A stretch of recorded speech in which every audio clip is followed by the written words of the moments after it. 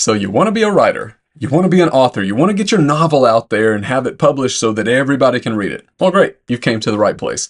I'm Timothy Copeland, author of A Picture of the Heart, The White Oak, and I have some tips that I've learned over the last several years of being a full-time writer that I think can help you succeed.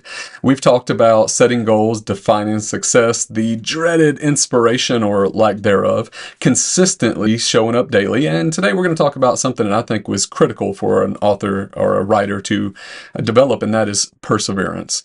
The question is, can you keep showing up even after rejection or difficult times? I heard a story, and I'm paraphrasing, by Ted Decker one time that, his early writing wasn't that great. He thought that he did well. He had an editor friend who he invited to read it, and she said, "This is practically unreadable." He said, "I did what any reasonable person would do. I quit." Obviously, he didn't quit for long, but we can be shattered when somebody critiques our work because we put a lot of ourself into these works, right? Jerry Jenkins says this. He said, "You need to develop a thick skin, especially when it comes to making edits." And you might heard this put this way: you have to murder your darlings if you really want to succeed.